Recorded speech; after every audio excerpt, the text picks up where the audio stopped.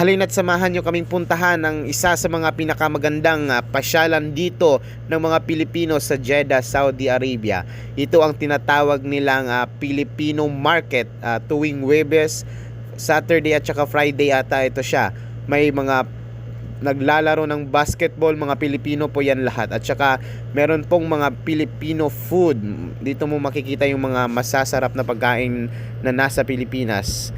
At ito po ay nanonood mo muna tayo ng basketball. Yan, mga Pilipino po yan lahat. Sari-sari na po. May mga Muslim, Christian o ano pa ba. At saka naglalaro sila para kasi may liga po kasi sila dito. Ayun, shoot. Ayun, ang gagaling ng mga player na dito. Batak na batak.